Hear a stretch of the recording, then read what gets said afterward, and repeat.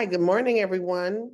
It's 11:01. We have an appointment for 11 a.m.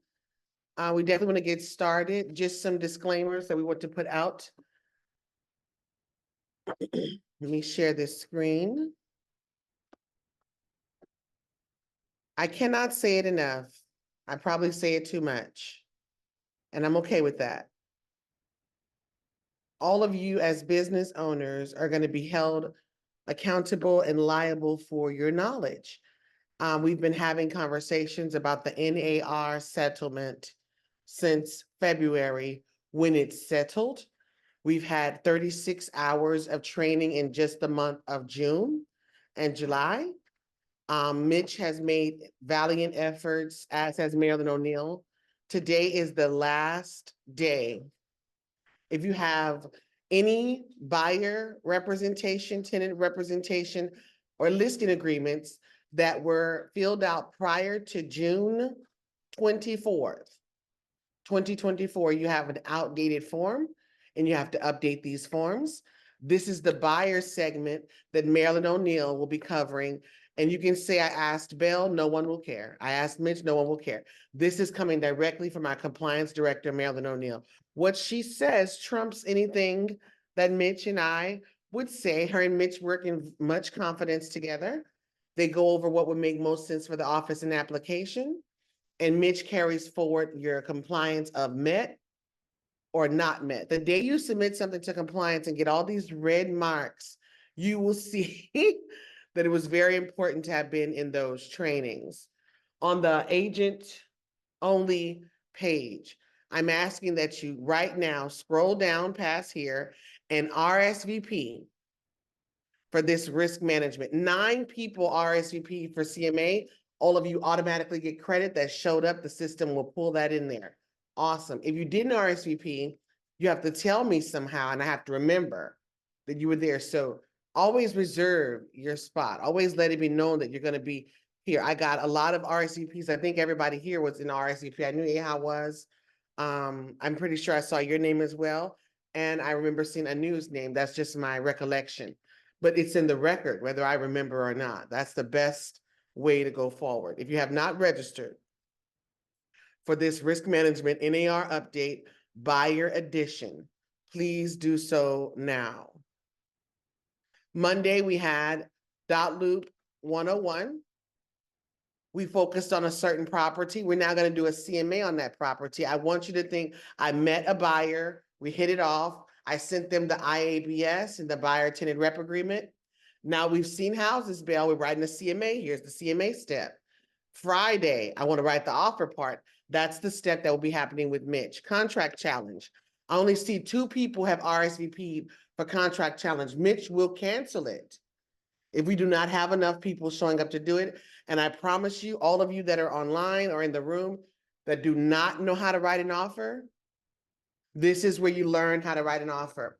So many people say, Belle, you expect me to know this? No, this is the place that you go to learn this. So I like to start all of the training with a bit of housekeeping. Contract challenge. I'm on the agents only page. And this is why when people say, Belle, what time is the class? When is this? I say, go to the calendar, because I just want to train your mind to always go to the calendar. It is kwmemorial.com/agents only. Your whole world is on here as it refers to Keller Williams. Everything is here. And we have a calendar here. We are on Wednesday. And my stuff is on the coaching calendar, right? Mitch's contract challenge is here Friday at 1 p.m.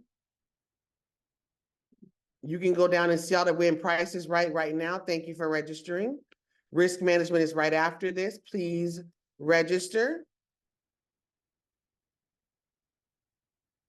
We cover contract conversations Tuesday, Wednesdays, and Thursdays if you're writing anything, but contract challenge, where you write an offer on a property with all of the correct addenda. That is the 16th. Please register. Let that email come to you telling you when to be there, what time. All that's going to be for your betterment. I promise you that much. I'm gonna give y'all just 40 seconds. Please register right now for contract challenge and risk management.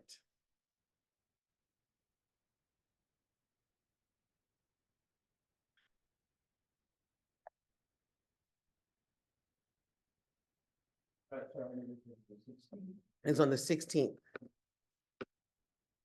For those of you that are online, it is so easy for me to put in the chat the link. So I will do that right now for you. Oh, I knew. We appreciate you being online. We understand you could not be in person. I know you would prefer to have been. I know that.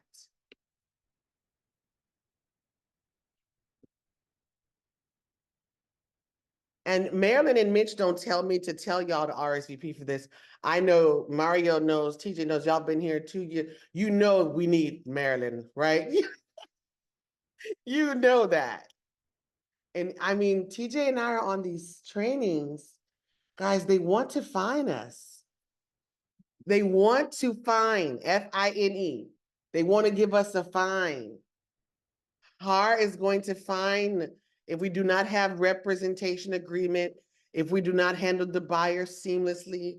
There will be so many fines this year. And our office is trying to make sure it's not you.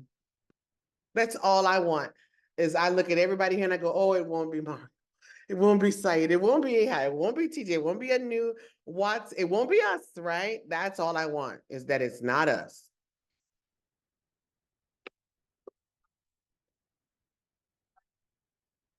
It already populates it in there, right? So if I were to RSVP for contract challenge, do you see it doesn't give me a chance to write my email? It's already in there. So the email that you gave the system in the beginning is the email that they would use. Again, I checked this earlier. It only had 2 people RSVP'd. We had this contract challenge during the hurricane. Remember, we had to cancel. It was horrible. Now we're back at it. So here's the one for contract challenge. And yes, for contract conversations, RSVP, morning coffee talk, every single thing, RSVP. The more people we get in there, the more we can do for you. Okay, that's my time on the calendar. I think we beat that horse enough. For my people that are not in person with me, I will give the PDF to cover what we were talking. TJ, with all these handouts, just make me feel like the room is empty. This is why I don't like this, TJ. I do. Thank you for putting up with me, my dear. TJ, we're gonna have to make you an honorary coach or something, because you do all the work too.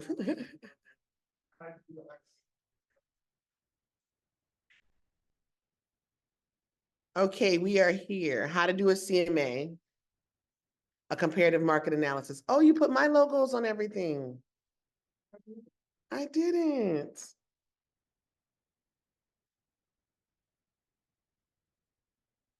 Okay, not that one. You're so funny. That's my old logo. We'll work with this one. Okay, I'm gonna hit download. Did it do it? Download. Yes. Family here online, we're in a chat group together. If you're on your phone, you won't see it, but I just put the PDF of how to do a CMA. For my people in the room, it looks like that. Please grab the PDF of how to do a CMA. So let's go. I'll never forget, I was at a listing and I was talking about CMA, CMA, CMA. And do you know, the homeowner said, Country Music Awards? Why should you talking about Country Music Awards? So please, say comparative market analysis for the public. They don't know what we're talking about. This is a big mistake most of us agents make. I'm not exempt from making the same mistake. I said CMA for 30 minutes, and the whole time he thought I was talking about the Country Music Awards. So this has taught me I was in the military, it's very difficult. We will acronym you to, whew, we have an acronym for everything, right? So this taught me what is a CMA, what is a comparative market analysis. So I asked you all, what is a comparative market analysis? It's comparison of features of comparable properties in the same area. Okay, I like his answer, but he used the word comparative and comparable. And if I ask for what's a comparative, maybe I don't know what the word comparative means.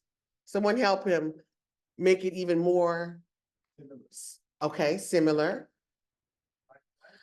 Like, okay, I like this. So like of likes, a comparative market analysis is a report.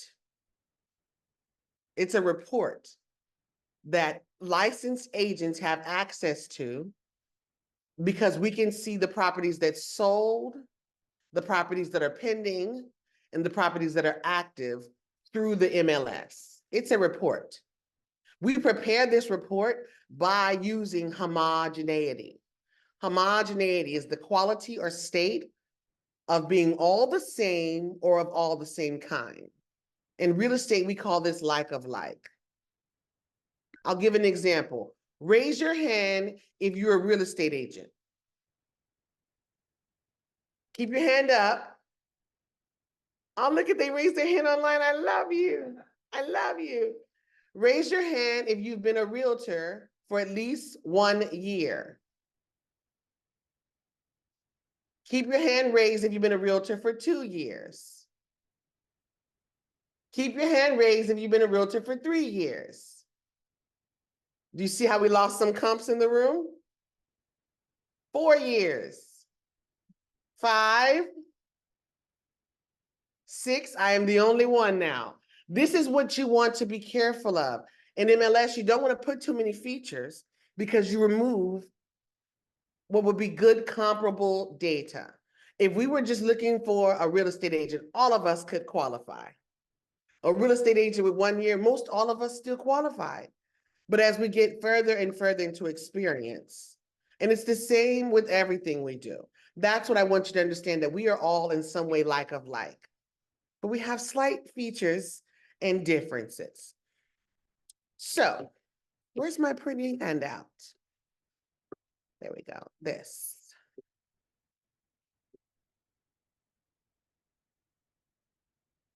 A comparative market analysis is an evaluation for homes value based on similar recently sold homes called comps or comparables in the same neighborhood. A comparative market analysis is not the same as an appraisal. This is performed by a licensed appraiser. A CMA is prepared by a real estate agent.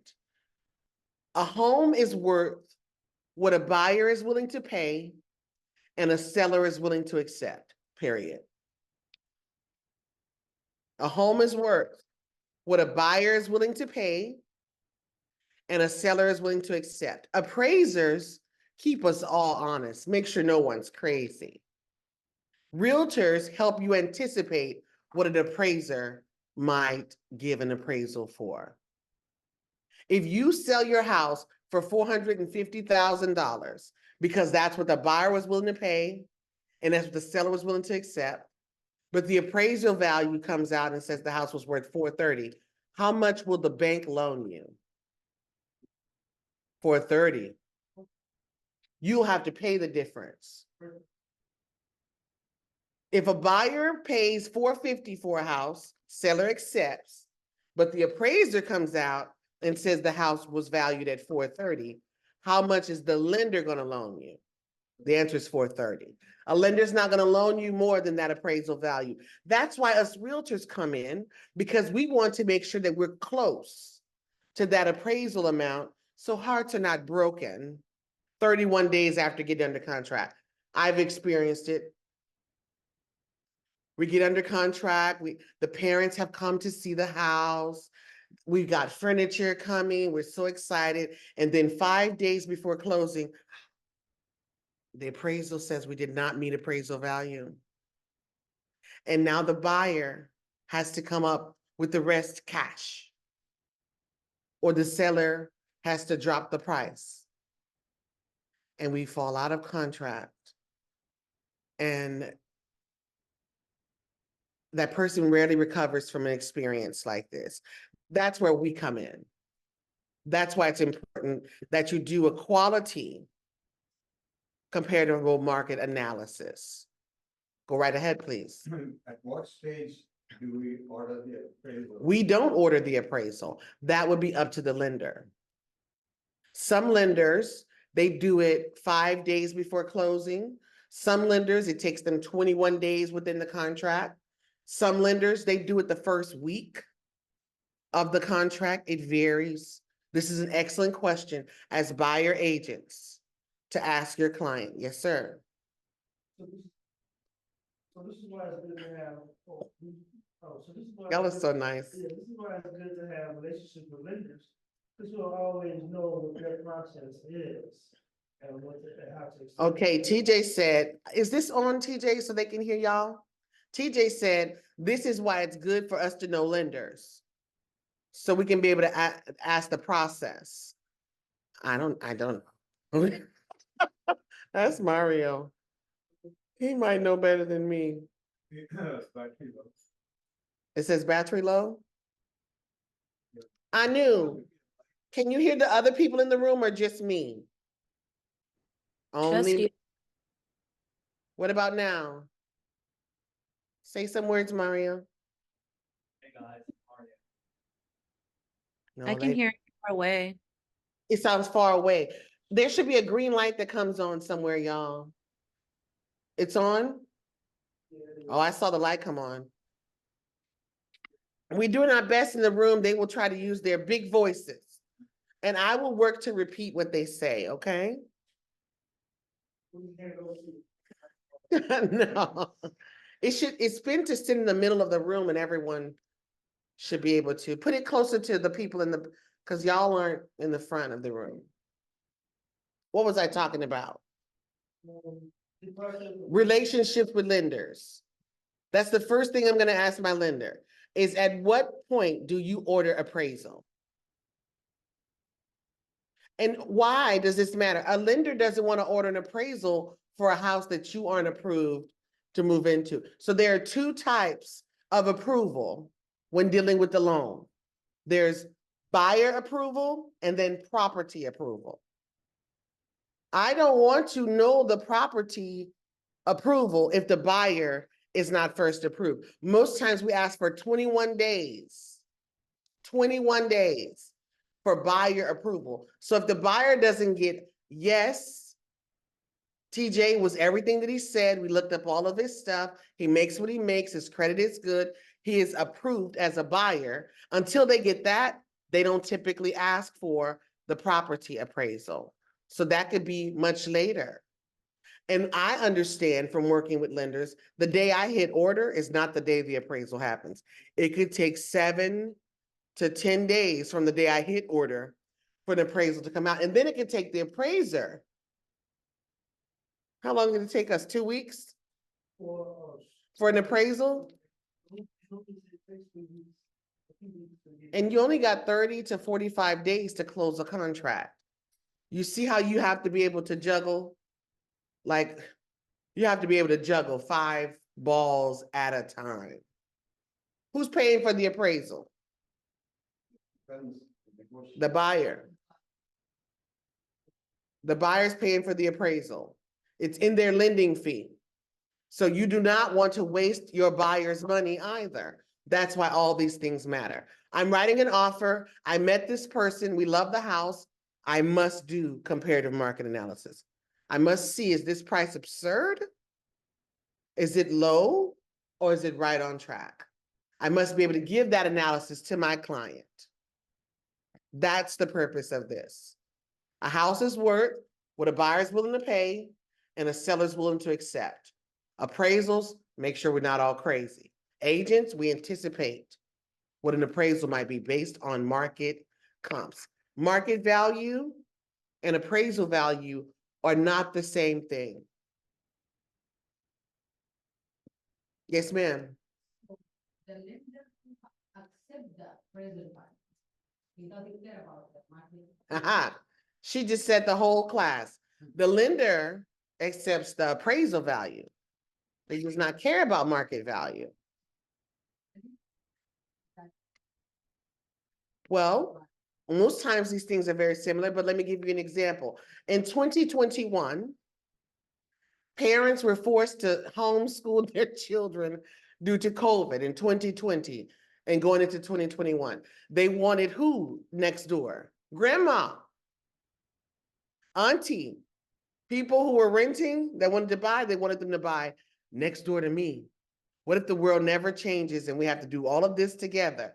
So the house was worth 380, but buyers are paying 420 because the market value is what it means to my heart. The appraisal value is what it cost us to build. Very different. In the market, there may be a lot of people that want to move in that neighborhood. It raises market value, not appraisal value. So at that moment, it depends on the buyer himself.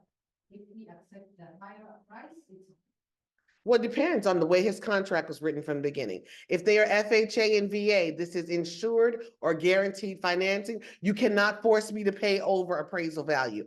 I can if I want to, but I'm always allowed to back out of the contract and get my money back. Conventional, this is not the case. A conventional buyer can be forced to move forward with or without meeting appraisal value and forced to pay the difference. So this matters in the way the contract is originally written. And in FHA, don't they have a restriction on the amount of down payment? There's no restriction, but there is a benefit. Typically, it's 3.5% down. And just think about that. If I'm FHA, typically I'm saying I don't have a huge amount of money to put down as a down payment. So we needed to appraise, and FHA appraisers are tougher than conventional appraisers. VA appraisers are tougher than everyone else appraiser. This is why people openly discriminate against VA and FHA buyers, but I am here to stop that from happening. Everyone will eventually use the veterans algorithm for appraisals, as they should. It is the best. To get property information on a subject property, if we have a house and our house is 15815 Tayden. On this page right here, I want you to write it where it says subject property.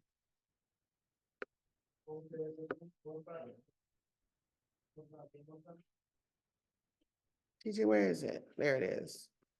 At the bottom here where it says subject property, address. 15815 Tayden. I'll give you more after that.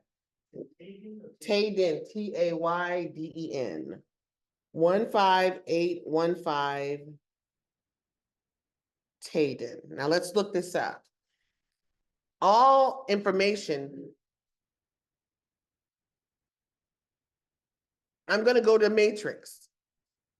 If you're working for a property, you're going to make a CMA, whether you're the listing or the buyer, you start with the tax record. Because how can we compare like of like if we don't know your actual information?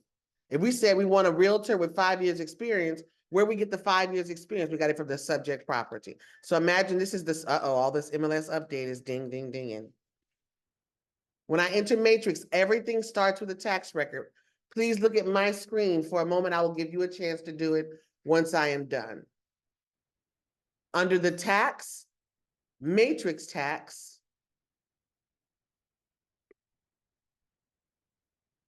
and the house number amount. This is not me doing a CMA. Please don't do this and say, oh, I'm doing a CMA. This is us pulling a tax search in order to have the comparable information. 15815. If you can look down here, that number dropped to 404 matches. I'm gonna get rid of it so you can see at first it said there's 5,000 plus matches. 15815, 404. The moment it says one match, I'm gonna stop typing. Less is more. TAYD, one match, I stop. Once it say one match here, stop. Don't keep typing. If you put the word street, street is a type. It's not a part of the name. Okay, so it's very important. If you have a West Gray, you can't put West Gray in the street name. That's a direction. The street name is simply Gray. So just some things to think about. When it says one match, I hit results. It's Taden Point. Taden Point.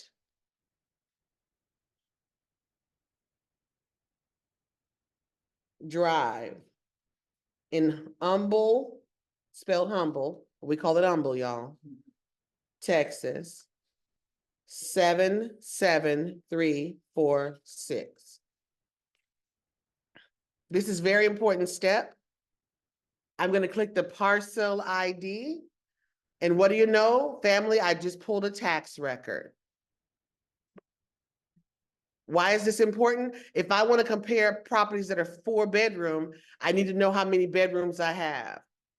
I need to know how many square feet I have. I need to know all of this information. So again, you're going to the tax record, matrix, or realist, but for this example, using matrix tax to find the property. Okay, let's go. Everybody, you have less than 10 minutes. We're going to pull our own tax record. We're going to matrix. You're going to matrix. TJ's ahead of the team. Okay. Matrix tax, you already got it, I'm sure. And the house number. You put just the numbers, just the numbers.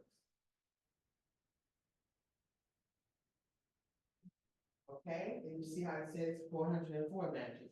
Now the street name, start typing table, looking at that bottom number change every time. One match. Results. Excellent. Hit the parcel ID, the blue. Help her, TJ. Parcel ID. Not the word parcel ID, but below it. So sign in. Realtor Pro at the bottom here.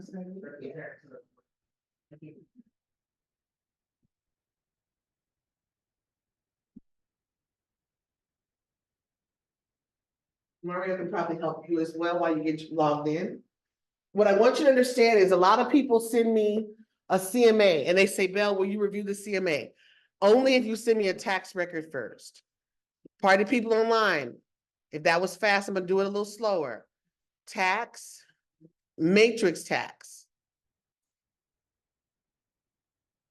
Tax, matrix tax. Our address was 15815. That's the first step. Our street name was TAYD. It says one match. I'm going to stop typing and get to the results. I need everybody to get to this page and let me know. Those of you that are online, please let me know. I know Laura and Myra probably know how to do this. How you doing, Watson?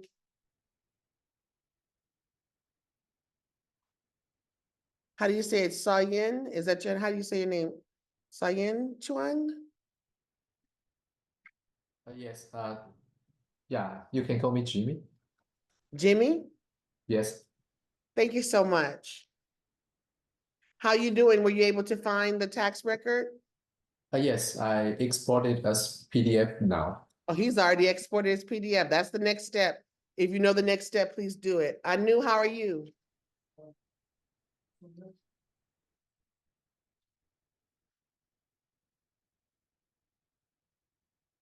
We want to hit that parcel ID.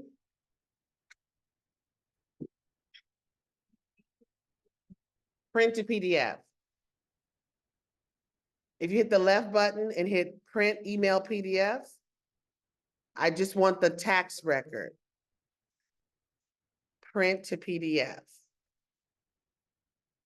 How do I hide these floating keys? It's getting on my nerves. There we go. This is very important. What are some reasons why this would be important?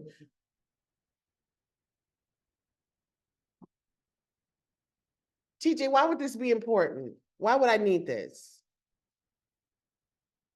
several reasons, but I guess for the main reason is to find out who to talk to, who the owner of the All property. right, now who to talk to?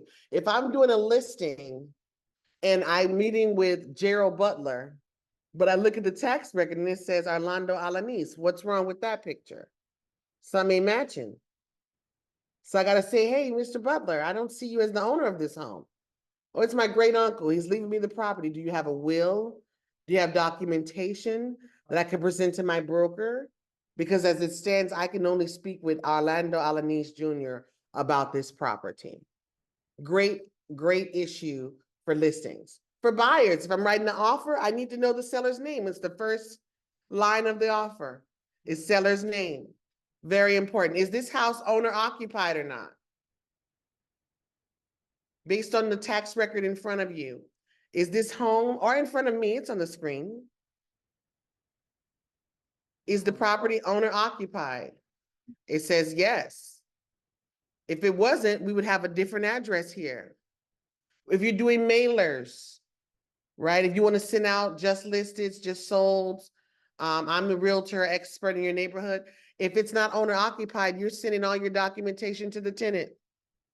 So you need to know if a property is owner occupied or not.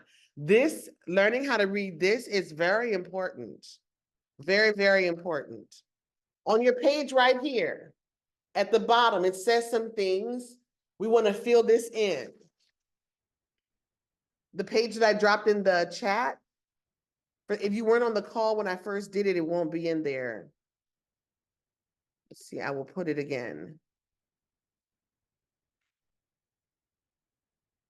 Watson's doing well. All right, good to hear it.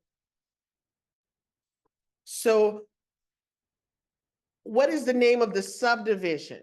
What is the name of the subdivision for this subject property? TJ, you can't answer. There we go, Balmoral. Subdivision is Balmoral, however you want to say it. And we're gonna even write the section 8.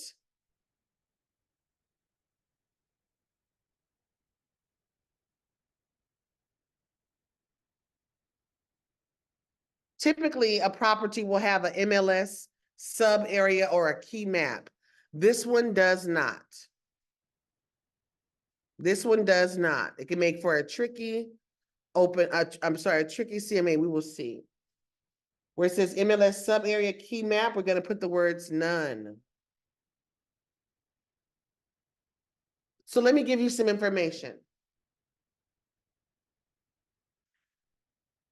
The city of Humble is the biggest demographic. The zip code, that's the next demographic. The MLS sub area, where our key map, the market area, there's another demographic. The subdivision, there's another demographic, and then the street address, the street number, et cetera, et cetera. So when I'm looking, I'm trying to span in as much as possible, but sometimes I have to span out. If I look in the subdivision and I don't find what I need, I got to pull out to the market area. If I don't find what I need, I got to pull out to the subdivision and zip code. If I don't get what I need to pull out to the city. We know for a fact that to compare another house to another house just because they're in the same city, that's not good comp information. Because my house and your house could be in the same city, 2 different houses. We don't have enough like to give analysis. What the zip code? Zip code, still very widespread. In one city, you can have several zip codes. So it goes subdivision, key map, market area, zip code, city. I hope I can. Subdivision, market area,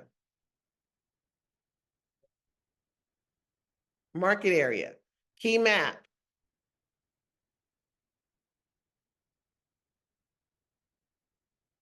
zip code, city.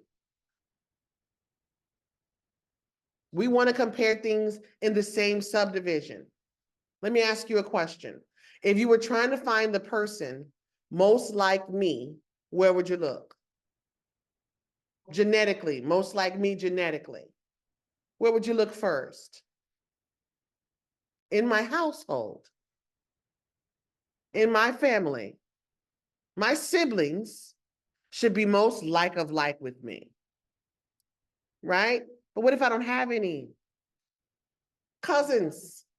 That's all we're doing with these houses. Houses in the same subdivision, siblings. The same key map, cousins. Once you get into market area and zip code and see, well, we're all cousins, you know?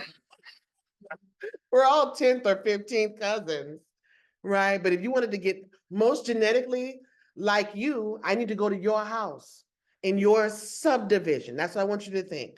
Properties in the same subdivision, siblings. In the same key map or market area, cousins. We're close. But there's differences. I met my cousins. They're not as smart as I am. They look a little different. Yeah. You see the different things. You may say parents, but our parents came together and made me a person. I'm not just like my dad. I'm not just like my mom. I'm just like them. But oh, who else did they make? Other siblings. So you want the siblings. You want the subdivision. But some people are only child. Any only children? Any only children? You know what it's like. You need cousins. Sort of. See? My mom has siblings, but she is the only creation of both her mom and her dad. She's the oldest child on both of their side. They both divorced and remarried and had all these other children that are kind of like cousins. I'm just, they only got one side of what she has going on. Keep that in mind. Is the difference only the split between two Only- areas, and there is big difference. I don't know this area, it's not good, but behind this door. That was such a great point that she made. You got to think there's some parts of Bel Air where you go to the good school or the not so good school, and they're across the street from each other. It could be one street, good street, next street, not street, you know? So keep these things in mind. Okay, let's scroll down some. You see, we have estimated values here. We have tax ID. We have legal description. I want to get down to the characteristics. When you say, what's the difference between a townhouse and a condo, whatever it says right here. People say one has a garage, one has a, no. Whatever it says right here. And this isn't an example of a townhouse or condo, but you'll see it says row house, townhouse, or you'll see it says condo, mid-rise condominium. The only difference is the tax record. This one is a single family residential. And I've already put that as type on your page, SFR. What is the building square footage? I'd love to hear the people online. Please unmute yourselves whenever you want. 2006, Ah, say it again. 2,615. The building square footage is 2615. Mhm. Why not 3035, Jimmy? Why not 3035? It says here the gross footage is Yeah, this. that's gross. It may contains other areas. He not the said the right building. answer. The gross may contain other areas like garage, patio, unlivable area, right, Jimmy? Yeah. The building square footage is what we're always looking at. The building square footage, and we have 2615. What's the lot size in square feet? What's the lot size? 7,119. 7,119. If I'm comparing properties to this one, I need to know what this one has. Very important. Okay, let's have year built. I know it's new because it doesn't have a key map. 2021. 2021. So for those of you who don't know, a key map was a big book that used to sit on my grandfather's desk, your great-grandfather's desk, everybody's great-grandfather's desk, and you would say 573H. I would be on 573H and meet in the middle, and they would tell me the area that person wants to live in. It's a grid of addresses that builders and architectural engineers would set up to make a community make sense. Master plan communities, it's a bit of an old school thing. Used to have to be very smart to be a realtor. You would say, I want, yeah, you say I want to be on 610. They would be able to meet these points in the middle. You have to be able to read a map. Half of today's population does not even know how to read a map. You got to have the key and the legend and know how to work all these things. Now we put the address into Google Maps. Oh, all the work is done. I can be a realtor. Before that, I could not. TJ did land navigation in the Army, not me. That was not the version of the Navy that I was in. I'm not even good on water. I don't know. So this is very important that you know these things, right?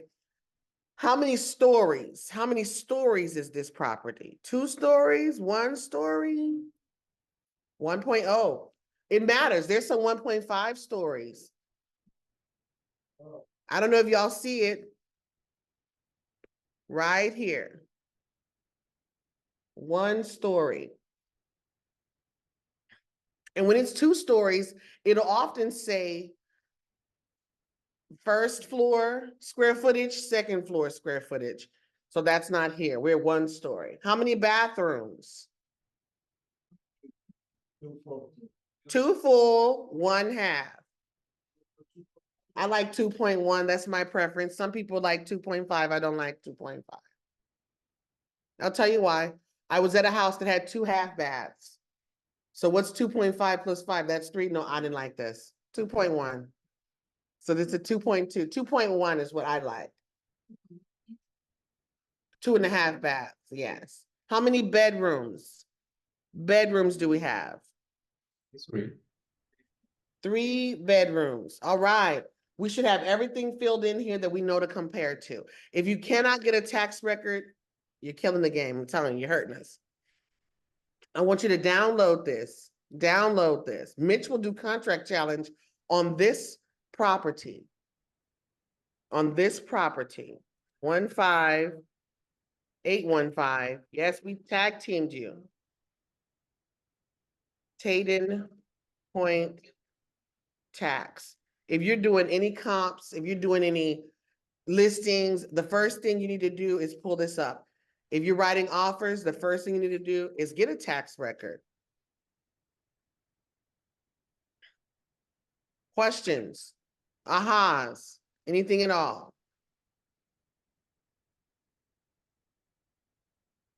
I have a note for you. In your own time, play around with this. Play around with Matrix and Realist and all of these things. It's very fun. All right. It's ideal to have 3 sold properties, 3 pending properties, and 3 active properties to give a complete narrative to a client. But what I need is 3 sold to move forward. I need 3 sold to move forward. Actives are simply, it's on your page. What are actives? Thing is on the market right now. Competition. It's on the board. It's on the page you got. Actives are simply competition. Pendings, those are properties that are under contract but have not yet closed on a transaction. Hear me. If you're under contract, no one knows what you paid but you and the listing agent. I would knock on doors with that information. No one knows but you and the listing agent, quite honestly. We can't see what the offer was written for. Laura is probably getting an offer. She's going to make her property say option pending, but we don't know if they paid full price, overpriced, underpriced. We won't know until it closes. That's what is a comp. The sold properties are the comps.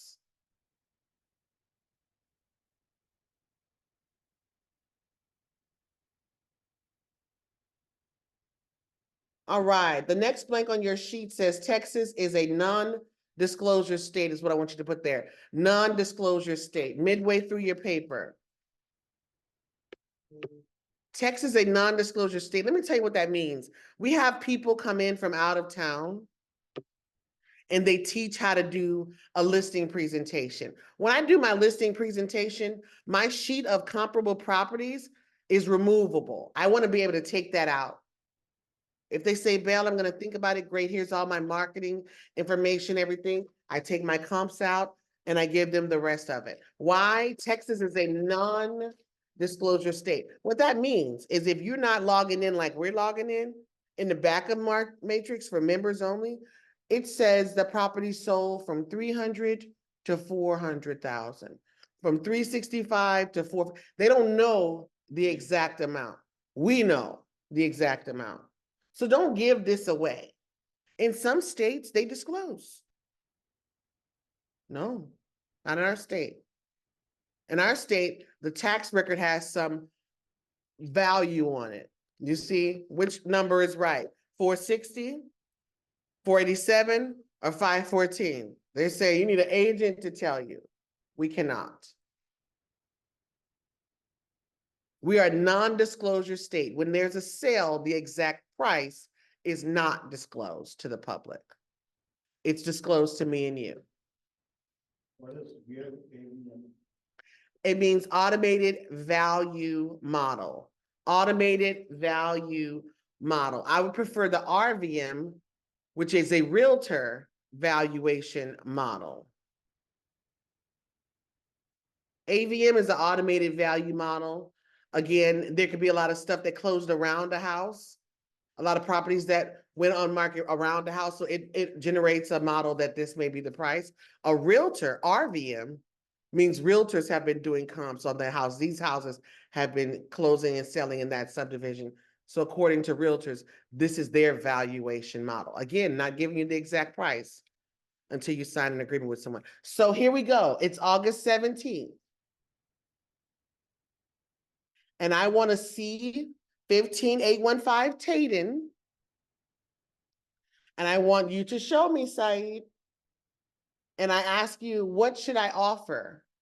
What's your answer to me? There it is. We have to sign a representation agreement before I give you any advice, open any doors for you. While it used to be a preference, it is now a regulation that I cannot break. And it won't be just me. Everyone you come into contact with from this day forward will have to have the same answer. Okay? I want to make an offer on the house. I can meet you there right now, but we're going to have to sign these 2 documents. We got to sign these documents. I got all my work, but I can't give you none of it until you sign these documents. Now I'm your agent. Here we go. Give it to him.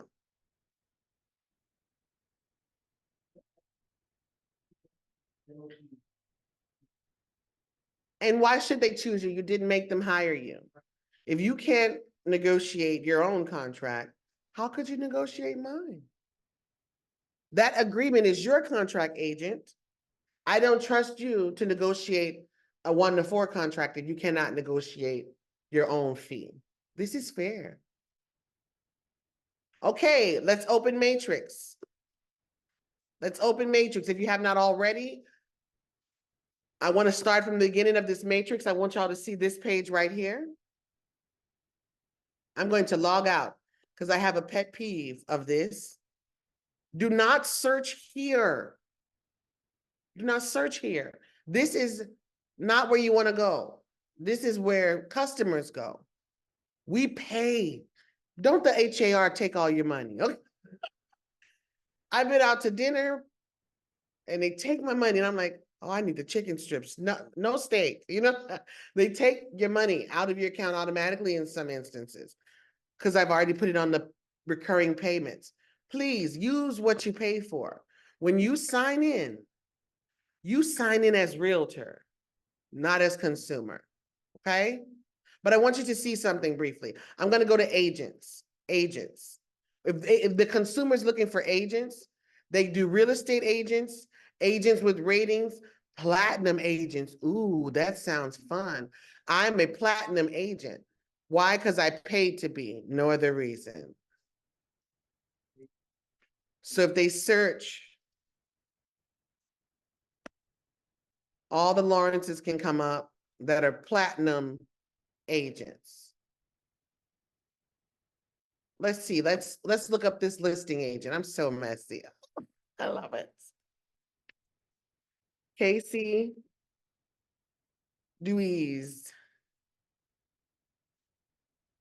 Maybe I spelled it wrong. Last listing. Two E's, two E's. This is what people are doing to you. When you say you want to show their house, they go and see what you have done. Casey Deweese, he's with Keller Williams Memorial. He's a platinum agent. This is his bio. Do you have a bio on your page? Go and look yourself up. It says 121 sold recently, 50 sold, 127 shown, all of the actives, all of the neighborhoods. Go and look at what you look like. Okay? And this is the real ball game. When people come to my office and say, Belle, I'm going to leave Keller Williams Memorial. And they say they're going to join Joe Schmo Brokerage. And I say, let's look at what you're leaving me for. We have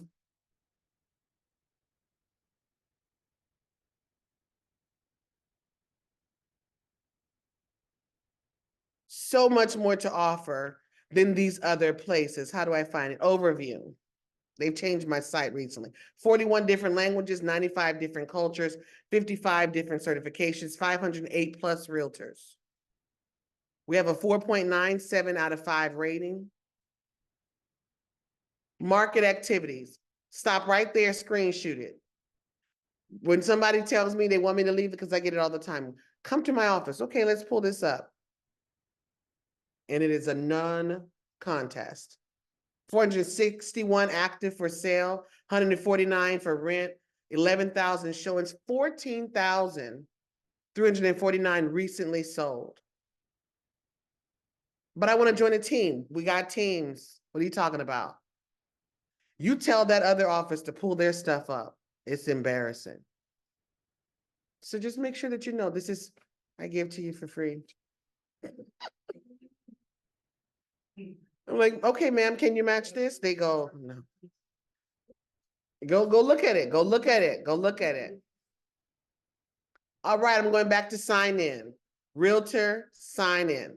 I know you're going to get phone calls from all these different realtors. Put their stuff in there. Scroll to the bottom. Screenshot and send it to them. That's what I did to Century 21. It was too funny.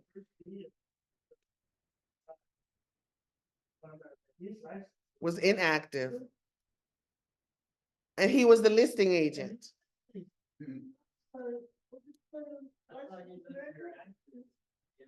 He had a co-listing agent.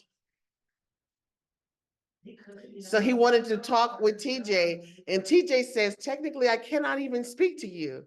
You don't have a license. And he was so upset with TJ. He cursed TJ out. He says, you and your wife stupid, looking people up. And TJ was very messy. TJ sent him like all of my accolades within. He was like, okay, she's the top 4 coach in all of Keller Williams. Boom. And he was like, couldn't say nothing. Then at closing, he was friendly. We got to closing. Hey, we're here to make deals, not friends. They should have joined us. We can make them smarter. Sign in with your professional credentials. I say, keep me signed in, and I hit sign in. If you already done this, great. But it's paramount that we get it done the right way. I think I just closed the tab that I wanted. Members only portal. All right. People say, what's the difference between platinum and standard? Go in here, they'll tell you. They will teach you the platinum tools versus the standard tools, okay?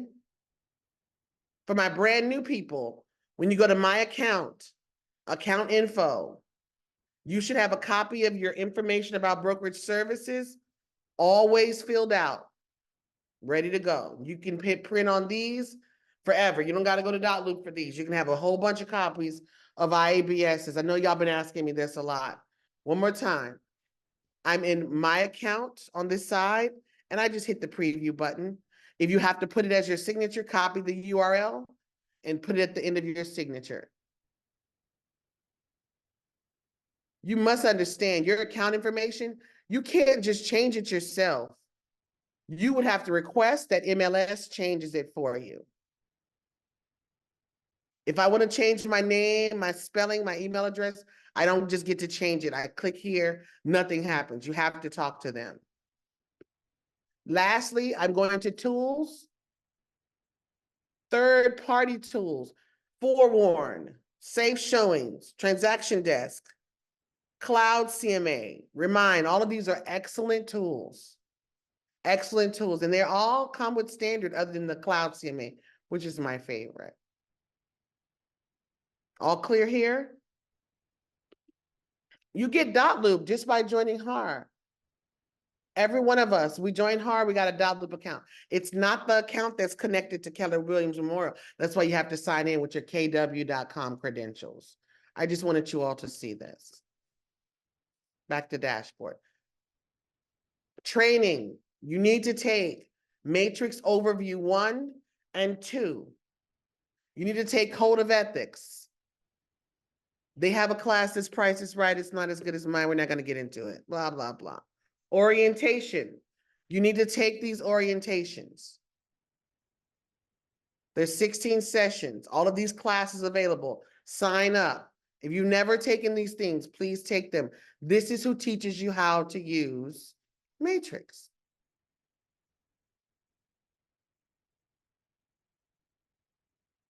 All right, let's go into Matrix now, like we just talked about. Access MLS if you haven't already. It is my preference, when I do my search, it is my preference to search classic. Single family classic, not quick. So while we did a tax search earlier, please try to tell your brain these are two different things. We were in tax, we're not doing that. We're doing search, single family classic, never quick. Search, single family, classic, never quick. Below it, why they make it like single family, and you see the classic single family and above it single. They simply, Is it the same? it is the same. If we were doing a townhouse CMA, we would do a townhouse search. Unimproved lot, a lot search. Farm and ranch, mid-rise, high-rise condo, it matters if you're on the 12th floor versus the first floor. It's not the same as a townhouse condo. All rentals happen this way. We have global listings, you name it. But for the most part, you're doing single family, classic, never quick. This is the same thing. What about commercial? Commercial is not allowed in this site. Excellent question, Watson. Commercial, I think they use LoopNet, and there's another one, and you could connect with the commercial agents. Yeah. Say it again? Yeah, Crexy, there's another one. And you got to think about it. Why do we call it the 1 to 4 contract? 1 to 4 family residential. The moment you get into 5 units, 6 units, now you're in commercial. And commercial is not supposed to be in here at all. Are they? Of course. I report them. Say again? Yes. If Mitch sees it enough and I see it enough, we look at each other and we say, if you want your industry to be better, someone has to hit report. So I report. If you put wrong things, I report, I have to.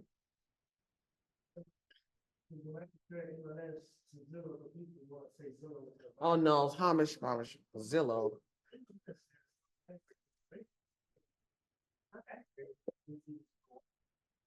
So let's talk about something.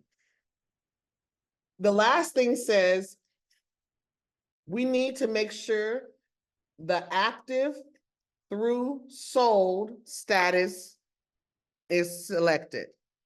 Active through sold statuses are selected. I'm gonna break down what this means. Active is simply competition. We already said those are the properties that are active on the market.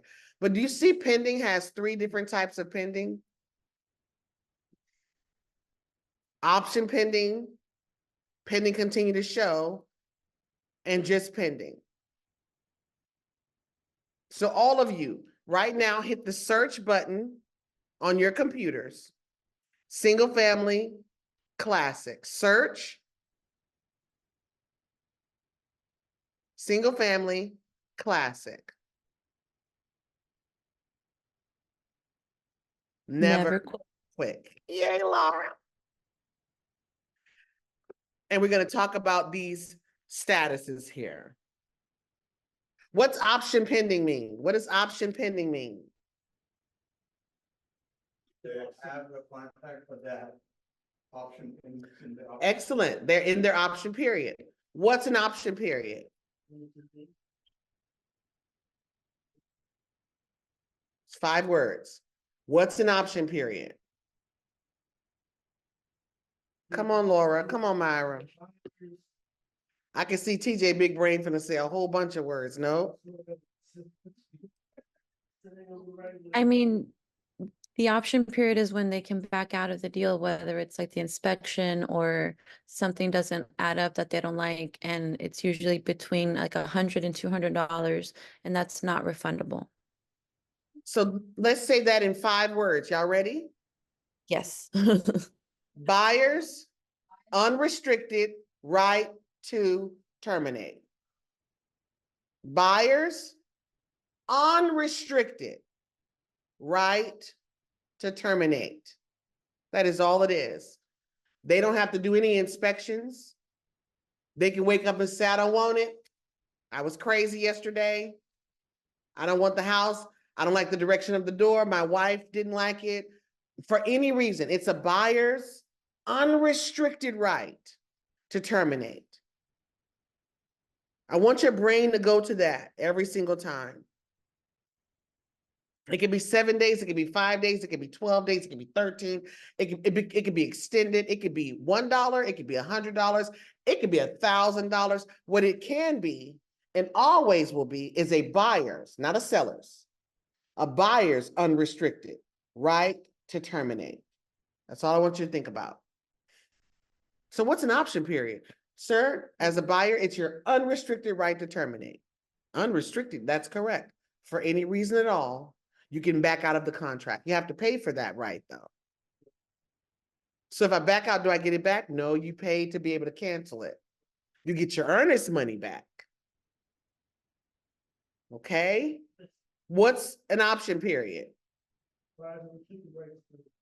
Buyers Unrestricted right to terminate. 5 words. No more, no less. It's like in the Bible that says, let your yays be yay and your nays be nay. Everything else is a lie. Don't say nothing else. Buyers, unrestricted right to terminate. Okay? Hi, Bell. Yes, I've heard something called contingency. So what's that difference between contingency and option? a contingency, Yes. several things throughout the contract. Is the option period a form of a contingency? Sure, it's contingent upon a thing, but third-party financing is a contingency. HOA is a contingency. Buyer approval is a contingency. An only offer that has no contingency is all cash, no option period whatsoever, no appraisals. That's removing everything that could allow me to back out of the contract. But then we have the one where I need a buyer's contingency, where I got to sell another house. That's my contingency to buy this one. We affectionately call lots of things contingency, and they are. It's like calling everything a thing. Sure, but that's a chair, right? It's a thing, but it's a chair. An option period, sure, it's a contingency, but its definition is an unrestricted right to terminate. A lender, they have contingencies, but it's not unrestricted. Okay, I see. That makes sense? Did I explain that clearly? Yes. Y'all have to tell me, sometimes I don't know if I'm saying it clear enough, right? I know what my brain understands. So I'm out of my option period. Bella had a 7-day option period for $400. We made it out of option period. Now we're going pending, continue to show, or pending. It's up to the seller. What's the reason that a seller would want to go pending, continue to show? I'm not sure. Shaky buyers, shaky financing. I call the lender and the lender's like, I don't know. You know, if Rocket Mortgage, you know, ooh, I hate the. It's several things, or if they have a contingency, if they got to sell another property for them to buy this one, right? That's a big enough contingency where I say, hey, if another buyer comes that doesn't have that, Mhm. I'm going to keep showing the house. Pending, you cannot keep showing the property. MLS won't let you show it. You have to contact the seller directly. I'll give you some insight on this. Here's a joke. It is colloquialism. These are my disclaimers, everyone. Actives, I want you to think of that as the single girls at the party. Walking around, they got on high heel shoes. Look at me. It's like, sit down, be cool. No, they are on the market. Okay, they're on the market. Pending, those are engaged ladies at the party. 3 different kinds of pending. 3 different kinds of engagement. Option pending, she's engaged, but maybe they got engaged online. She still needs to see him in person, do some inspections, and make sure we're going to keep this thing going, okay? He has to be everything he said he was on the phone. Pending continue to show this is a flirty fiance. If someone with a bigger ring comes along, she might not want to stay engaged, okay? Pending, the deal is done. The wedding is set. They are getting married. This is it. Solds, those are the married women, okay? Yes, with babies. Sit down somewhere, okay? I want you to think of these things in your head as the availability, okay? When a property is in option pending, you can still make a showing. When a property is in contingent to show, you can still make a show. Once pending, it's over. They're gonna marry that man. It's over. Let it go. Okay? Sold, that's the married. Okay, I did not mean any harm. This was done without harming any animals. You gotta keep it funny. I only need solds to move forward. We agreed? So I'm gonna uncheck all of this. Active, option pending, pending continue to show, and pending. I wanna first get my 3 solds, right? And then I'll color it in. The sold is the picture. Everything else colors the picture. I like my pictures in color, but let's start with the drawing first. We wanna start with subdivision plus zip code. What's the zip code, everybody? 77346. Look at the bottom here. 571 properties sold in the last 180 days in that zip code. Can we agree? 77346. Please don't put subdivision and zip code yet, just zip code. Outer layer of black and white. Mm-hmm. Right here where it says number of sold homes in zip, that's where you put that on your page. Y'all's the blankest first if you're in person because I've updated it. It's one thing to create a report, but to explain the report, I would say Mr. and Mrs. Buyer, seller, in the last 180 days, 571 properties sold in that zip code. I'm getting 896 matches. Do you only have sold checked here? Yes.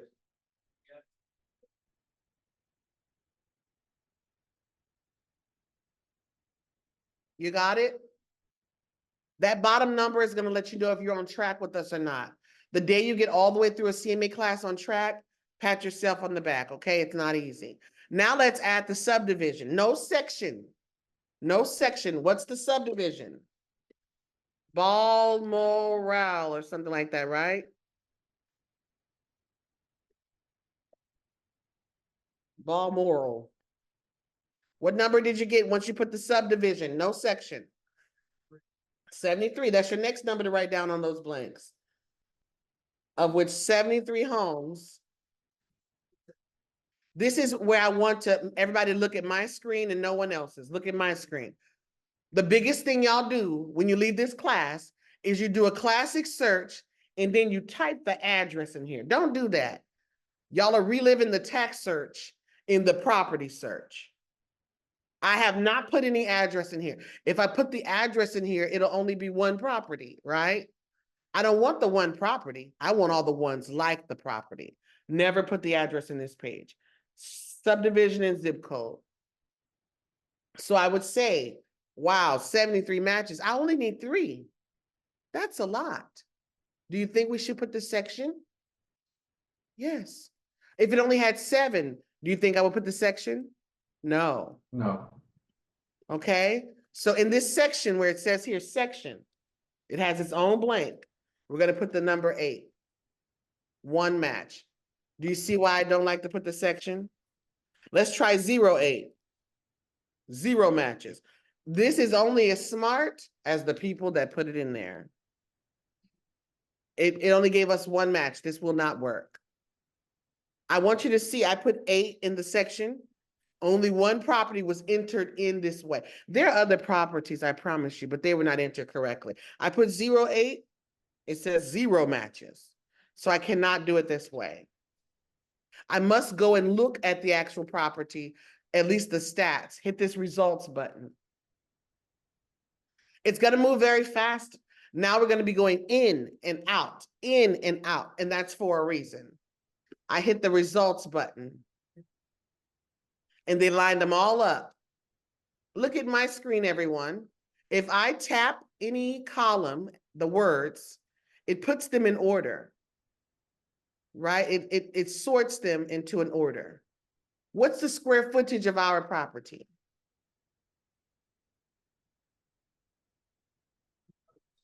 $2,615. Would we compare a property that is 1,500 square feet to a property that is 2,600 square feet? I think it's too big of a difference in this.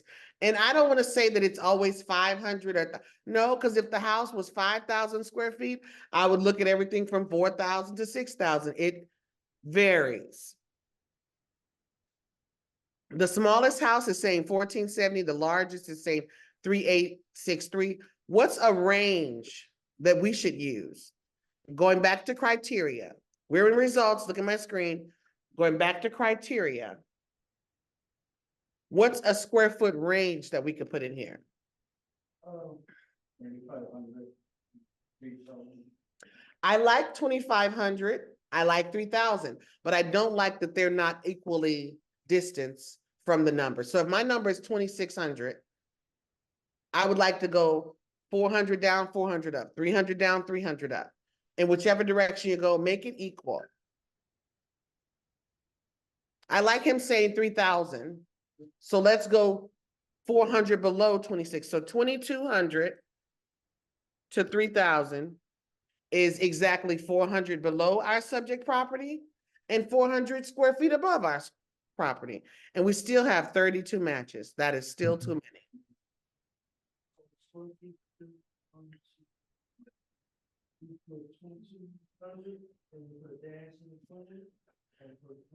Y'all see these little things on the side here? They tell you what you can put and can't put.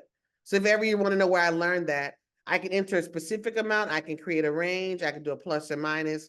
2,200 to 3,000 did not make it small enough. I still got way too many freaking comps. What stands out here? Year build, okay. I see 2017 to 2024. I wouldn't say that stands out so much. Bedroom. Bedrooms, let's deal with bedrooms. I only see 2 3-bedroom properties. But why do I only see 2 properties that are 3-bedroom? Most everything in this subdivision is 4 beds or more. I'm gonna go back to criteria.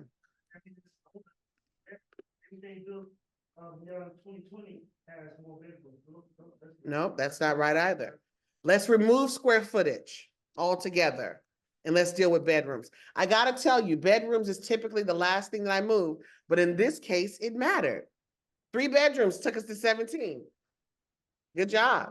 Bedrooms was a big factor. I didn't say 3 plus, which you can do. I didn't say 3 to 4, which you can do. I said 3. I only want to see the homes with 3 bedrooms. And clearly that was the story.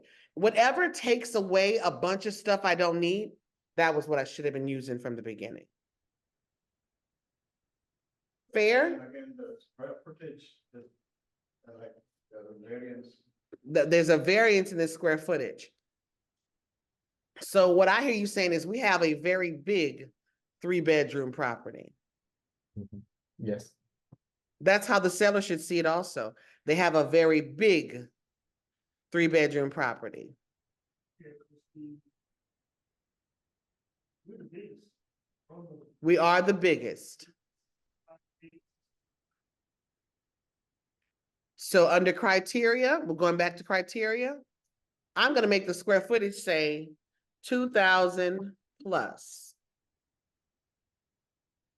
2,000 plus sign.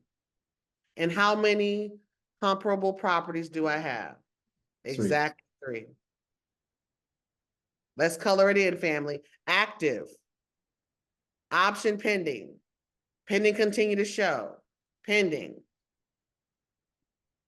I have 8 when I click it all. Active through sold. Let's look at those results.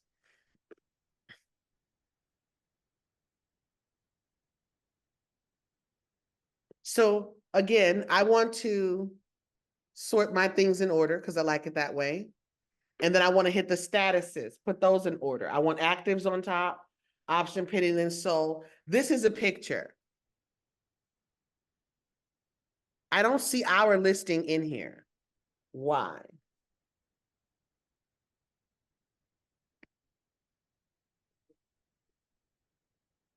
Section. So these are section. We didn't put any sections. Results. If you read it or just it, order them. I'm sorry, I didn't understand what you said at all, love.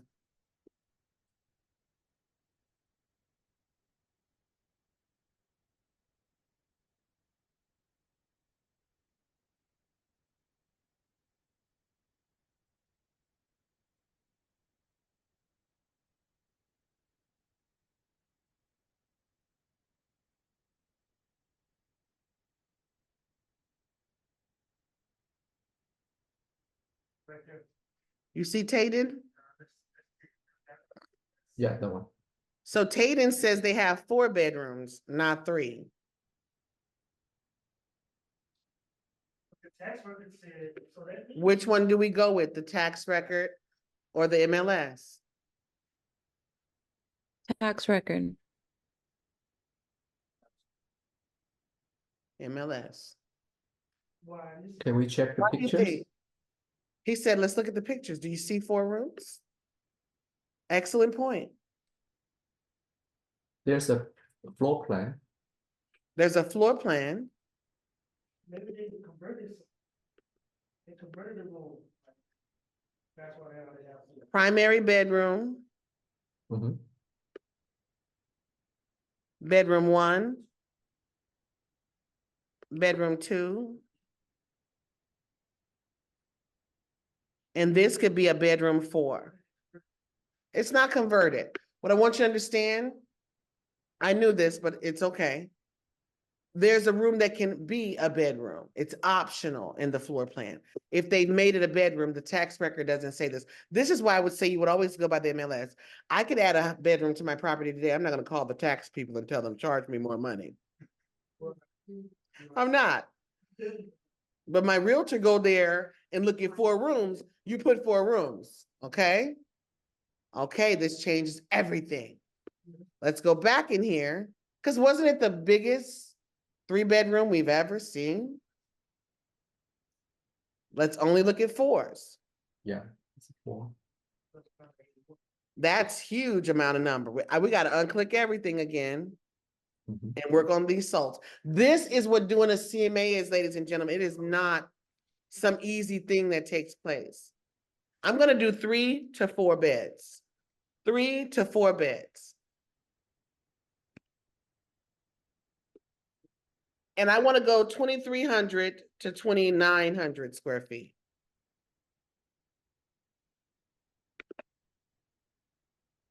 Now let's look at those results again.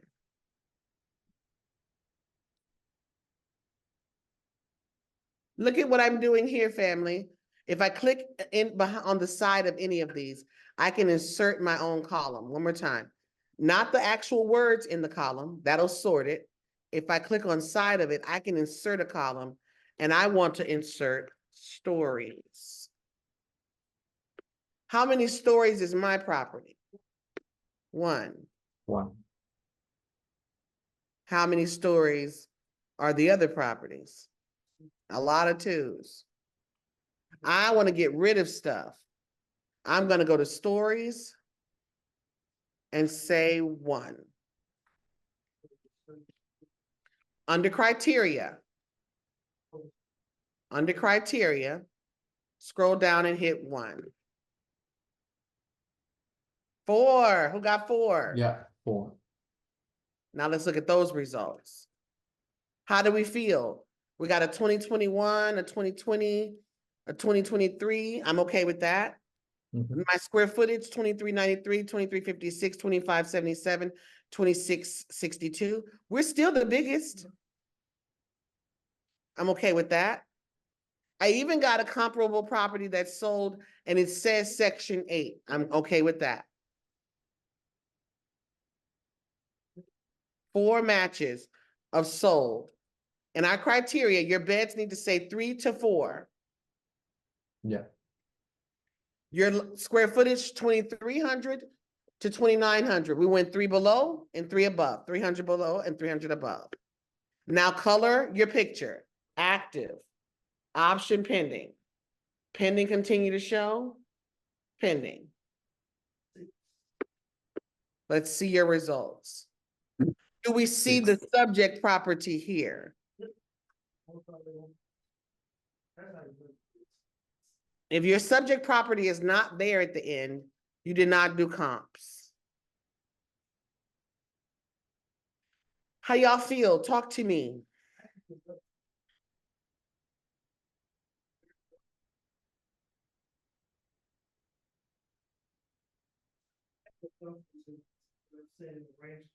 Yes. Yes. Laura and Myra, I want y'all to, if you don't have each other's phone numbers, exchange numbers. When you do your comps, that's one thing. Practice delivering the report to someone. Y'all in the room, make contacts.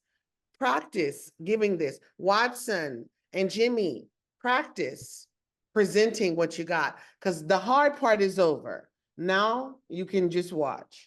Left click everything.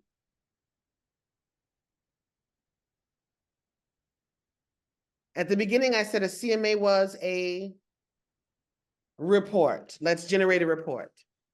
Hit quick CMA at the bottom of your screen. Along this line here, y'all see me here, down here? Quick CMA. Not to be confused with a quick search. We did a classic search. We're now asking for a quick CMA result. There's more. Go back to that matrix page. Go back to that matrix page. Those of you that are standard, hit the word CMA here. I'm going to hit it also.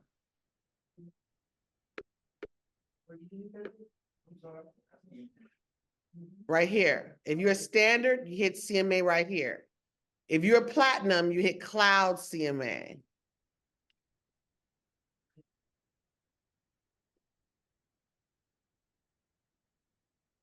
I'm going to start with the standard people. Pay attention, party people. You're going all the way to finish. We just want to generate the form. Go all the way to finish. And then view your CMA. All the way to finish. And then view your CMA. Of course, you can go page by page by page and all that jazz. Hey, quick question, Bill. I was following along, however, doing a different address, and the options up top are grayed out. I can only click start and pages. I'm just curious why that might be. Do you have no comparables? Did you come out with 0 sold? I got four properties. Sold, not active, sold. Also, yeah. One is pending.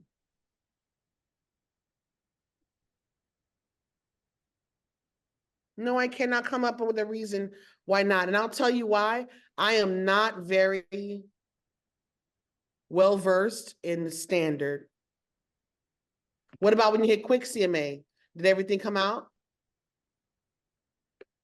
Yes. Okay. We may have to work on your account situation. Yes.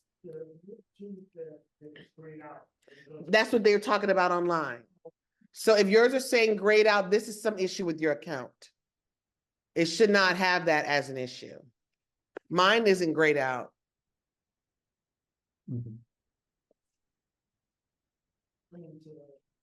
I'd have to look at every opportunity one-on-one at a time. But let's look at something else. I'm gonna hit the X button to try to go back. Yes, I'm okay. Did y'all left click it all like this? Or did you only click certain ones? You clicked all and hit CMA. Try it again. Try hitting back out of that and try that again. Still gray.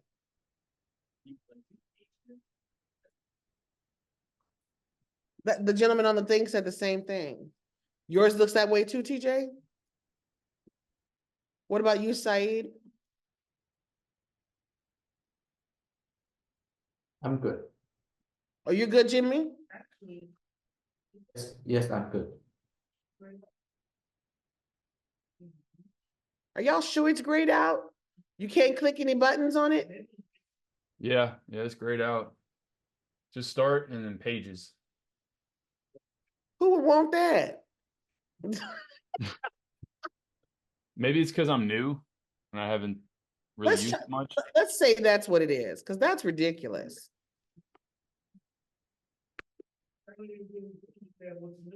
Well, I want y'all to see, this is what it would have looked like. Right? If you filled out your entire account like I did back in the day, all of that would be on here. It's very antiquated. I have never used this in my life. I don't know how people use it, but it works, is what I want you to know. This works. It gives you a list price range, a selling price range. It gives some good facts, properties, et cetera, et cetera. The ball game is right here. I need three volunteers. Four volunteers, my apologies. Okay, all of you, each one of you, TJ, you write down max on your paper. Max. Saeed, you put average. Mario, minimum. Eha, median.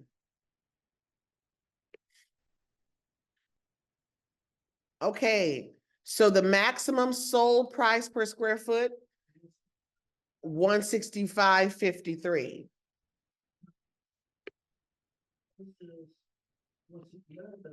Look at my screen. Oh, I'm looking at one, yours is like 165.53. 165.53. When we said quick CMA, it gave us a quick stats bar. That's what I wanted from here. This is where I do my bit of math. Who's minimum? 144.17. Who's average? 157.60. And median is 160.35.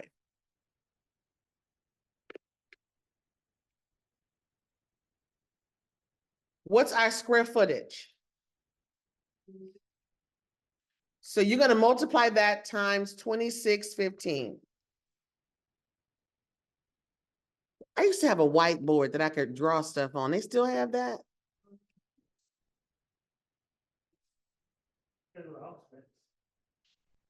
No, I mean on the, you so silly.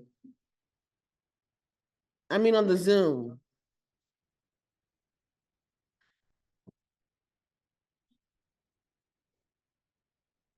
Let me stop sharing and see if the panel comes back. Whiteboard, new whiteboard. Okay. Can y'all see my whiteboard or my screen online? The whiteboard. Okay, Whiteboard.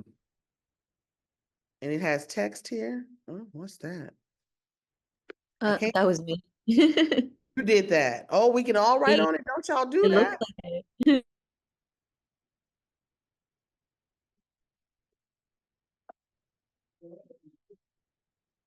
So I have a maximum sold price over square foot, 1 second, times square foot will just equal sold price. I want y'all to see that. If we were to multiply square footage times sold price over square footage, the square feet would mark each other out and we'd just be left with sold price. That is the equation that we're using here. I wish I had a dry erase marker. Will that help? A pen. Sold price over square foot times square foot equals, thank you, Terrence, for that. That's excellent. Sold price. Because these things cancel each other out. Basic math equation. So here we have sold price over square foot right here, all the way across this board. And we're going to multiply each one of those times our square footage of 2615. Let me get the minimum price per square footage. Get that whiteboard back. Is there a way to get that whiteboard back? No?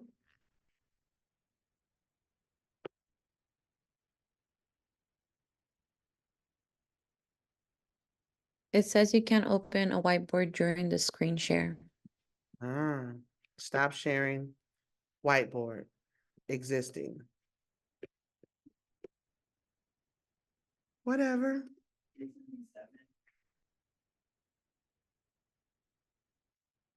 So if I have the minimum, what's the price?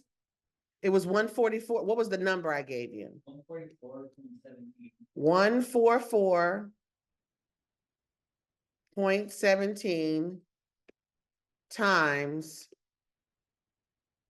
2615 equals, what you got? 377. We're gonna go with 377K. What's the max? Who's got my max? I need the number that I gave you first. The maximum sold price per square foot. Was it at 53, TJ? Are you sure? It's 165.53. Yes. It's 165.53. Please make sure you Yes, sir. check your math for us really quick. Times the same square footage, 2615. Is everything a big math problem? Of course not. We haven't even looked at the properties. I am.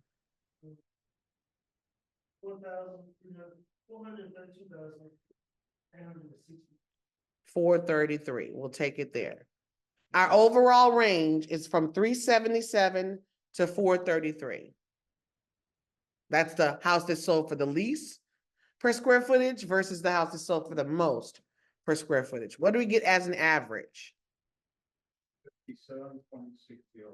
157.60. I'm talking to the buyer. Any average house in this neighborhood sold for about 157.60 a square foot. Times this square footage, that gave us what overall price?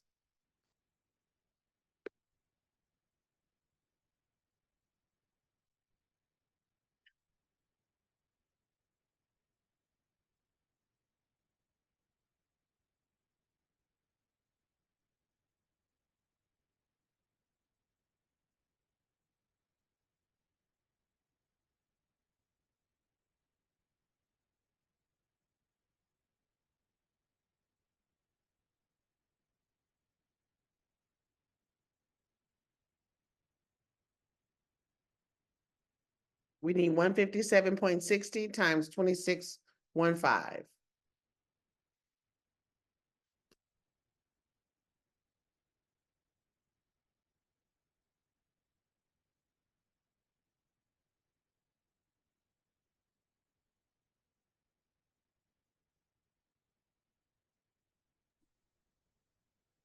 412K. 412? 12. And lastly, AHA, what was the number I gave you? 160.35. 160.35 times 26.15, you got?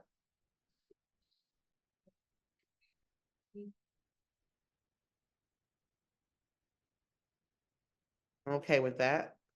So I have to, as an agent, be able to show my client, are they the house with the least upgrades, the least amount of renovation, the least amount of good things about the house? Are they the least of the house or the greatest of the house? Now create a range. Should I say their range is from 377 to 412?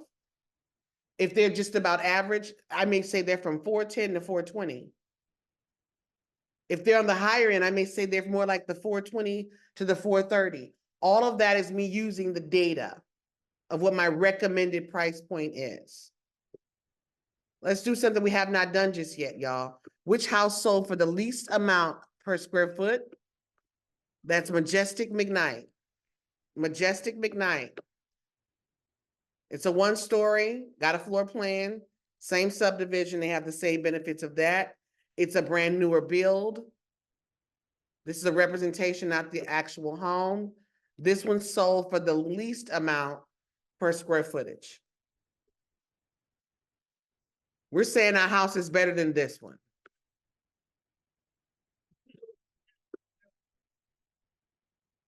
The one that sold for the most per square footage, the most price per square footage, not active, but sold, is McAllister Run.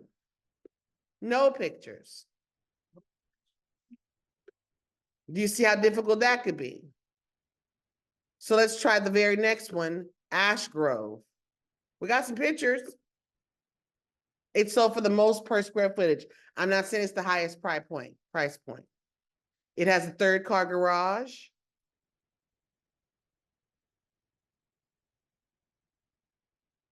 If you take a listing, y'all, put your towels up. I don't want to see your towels. Okay? I just think about,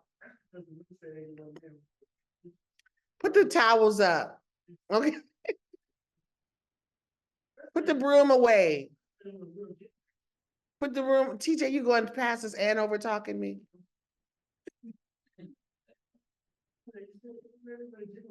We're saying our house is better than this one.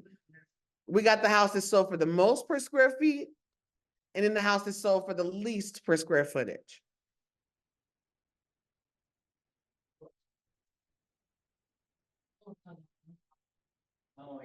It's a nice house.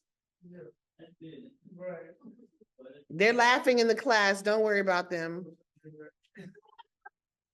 Anyway, yeah, so Now let's look at our house, the house that your client may want to write an offer on. He has the twilight photos, marketing people, market. I get this all the time. How do I get my house sold? Spend good money on pictures. Spend good money on marketing. It already looks better than both of the houses that we already saw. It's just a block from the lagoon. He wants you to see the proximity to the lagoon. We have the floor plan. The foyer looks nicer than any of the foyers that we saw. It has an extra mud sitting room or entry hallway, very long hallway. The angle, good marketing. It makes somebody want to come and see that view. Wide open kitchen, looks very modern, up to date.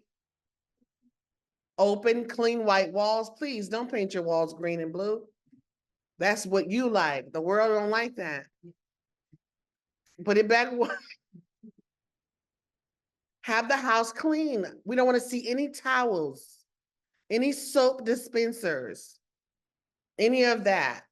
And Bath and Body Works not paying me any money, so I'm not going to market their stuff. I may put it in a like a reusable canister, but I would not market their things. Won't see any Pepsis or Advils or anything. A lot of kitchen photos. People say put 20 or less photos. I say, how big is the house? If it's a 5,000 square foot house, 50 pictures. If it's a 4,000 square foot house, 40 pictures.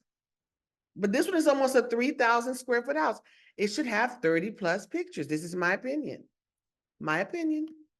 That's what it's for. And they're showing a lot of angles, Yeah, they do. a lot of great angles. Is that okay or? Sometimes they have more pictures of the backyard than the room. For sure, for sure. You have to have at least 6 distinguished pictures per MLS requirements. It's a primary bath. I like that they describe what room I'm in. That's what Jimmy said. Go look at the pictures. Primary bath, bedroom 2, secondary bath, bedroom 3, another shot of the bedroom 3. And this is what they're calling bedroom 4. They do have, in fact, 4 different bedrooms. Outside is very cute. Not huge, but very cute.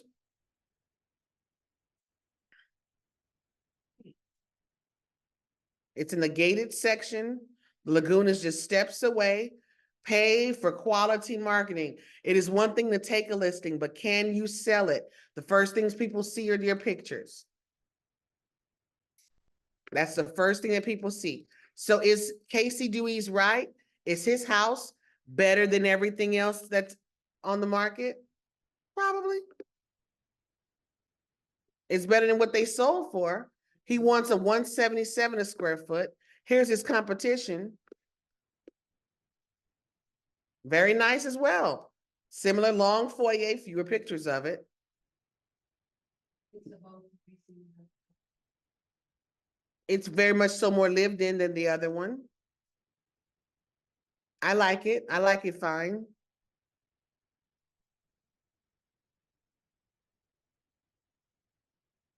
Again, has close proximity. They put 23 pictures up. They want 435, which is 180 a square foot, and have been on the market 210 days. Casey's asking for 465. They've been on the market 5 days. Your client needs to be aware of the overall range. Properties have sold in an overall range of 370 to about 430. We could say that you're better than those properties. By how much? The market will have to tell us. By how much? Okay, Cloud CMA. If you are Cloud like me, their name was Alejandro Alanis. I think that's what it was. Junior.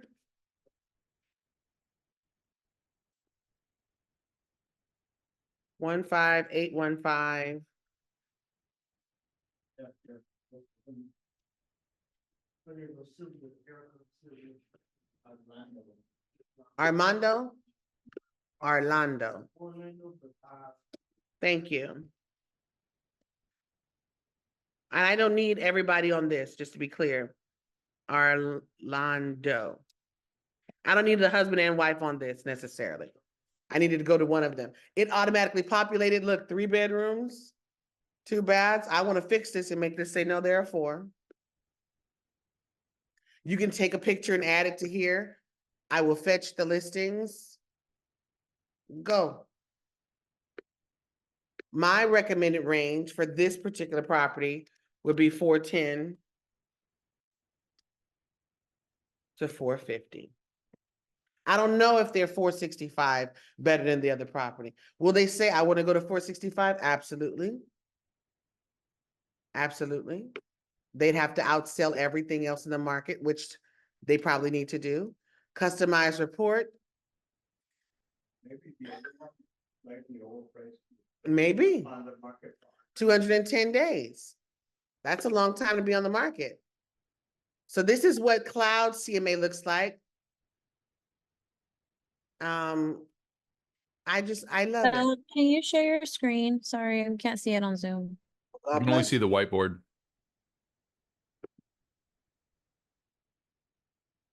He was working hard. Y'all missed all of that?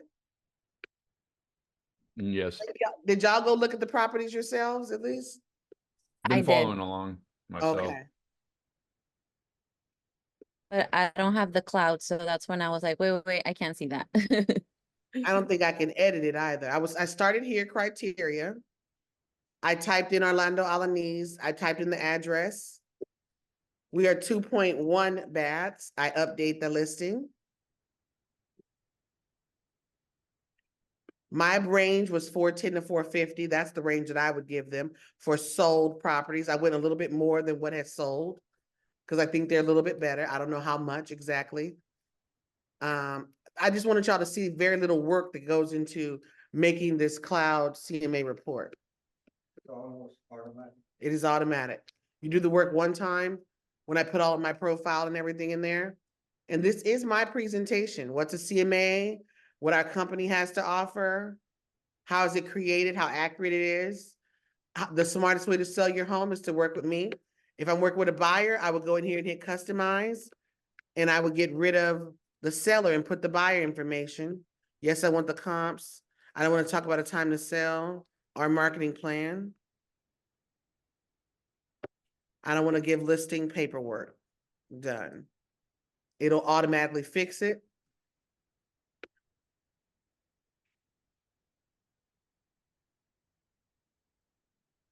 For who? Now buyers. What is MLS? I don't do anything. It's a creep little video, but this is what it's about. It's about showing my client their property matched up to all the other properties. So when the client is saying, I'm better than this house and I'm better than that house, let's go look at them and see. There's no image. Because that was the one that didn't have pictures. Remember, we looked at it? The seller, the listing agent is very smart and clearly licensed prior to 2016. We were taught once your listing closed, go take your marketing down. Why would you help the competition?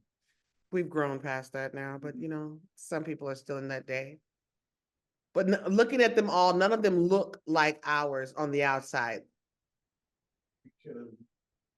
And the ones that we can't see a picture of this one. This one is 1.45% less large as ours. It shows the comparable. It shows the one that's closest to you, the one that's most like you, the one that's most expensive. It breaks it down for you. So I would show my client, okay, let's look at this property in comparison to yours. And the buyer would have a hard time making an offer because everything that's sold for 419, 405, 390. Those are significantly smaller than us. Okay, so even times my square footage, they will put it more like 430, 433.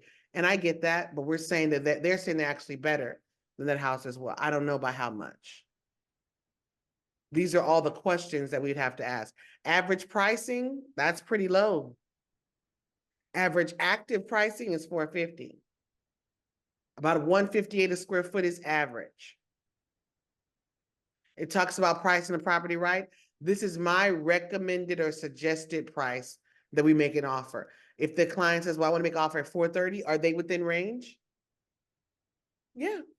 Anywhere from 410 to 450, technically, they're within range. Based on the comps that we provided, the system says it should be at 430. System can't see everything that we can see though. And that's the ball game, party people. Please don't send these to someone. Go and meet with them. Have a Zoom meeting. Have them come in here. Go over your comparables with them. You all will have lots of questions. My homework for you is to pull a tax record on any house other than the one that we just did and write your own comps, pull your own report, email that to Coach Bell at kw.com and let me show you what a review from me looks like. It's an extraordinary thing. For your own house, yes, I would prefer this because it means something to you. If I have been to your house, if you're my cousin, my auntie, I've already run the comps to your house several times a year. We just keep doing it until I get a number that I know you might like and we talk about it. Find a relative yourself, do a mock or a fake listing presentation on them. But if you're writing an offer for a buyer in this neighborhood, you could tell it was difficult for us to find the comps. We had to manipulate things, read between the lines, ignore the tax record, obey the MLS record. It is not always so cut and dry. I meant for this to be a difficult example. With the cloud fund, It's baby, but yes, the CMA one, those of you that had the grayed out remark, maybe it is because you're new. My advice is to close it all out and pull the comps again and try it again. Do it more and more to where that goes away. Or is it telling you to go and set up your profile? I don't know how I set up my profile. It was 8 years ago, but I learned it in Matrix Overview 1 and Matrix Overview 2. We have 8 minutes until Marilyn O'Neill's final update. It will be in the training room. It's virtual, it's online. You can watch it from anywhere. Y'all could stay here on your computers, that's perfectly fine. But they will be broadcasting it from the training room. The final NAR update. We literally are 2 days from $3,000 fines if you break any of these regulations. 2 days from today. And the fines are without warning, and you cannot appeal them. If you did not have like, how you have that buyer rep agreement, and I tell you, no, you sign it. I'd rather it have some errors, but it's signed, than we don't have one at all. Because we can fix some errors, we can do an amendment. But buyers have a right now to know what they're being charged before you show them any properties, give them any advice of any kind. It will vary, but the numbers that are coming out are about $3,000 fines. And the broker will be fined as well simultaneously, $6,000. No warning, no appeal. I've been fined before. My fine was $400. I had 3 days to fix it. I fixed it and they removed. I got warning and I got a cure period. I meant to say townhouse was for sale, but I put rental was for sale. So everybody thought I was selling a townhouse for $1,600. No, I was not. So the system creates a fine, but it comes with a warning. If this is not corrected, then you'll get this fine. And I fixed it in seconds. Send them the correction and they remove this. You won't get these problems anymore.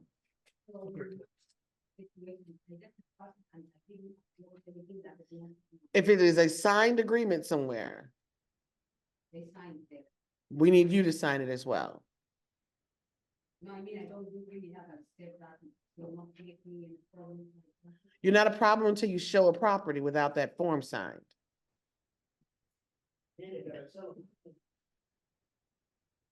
A lot of people are going to be telling, let's just get that out of the way. Thank you so much, everyone. Let's go to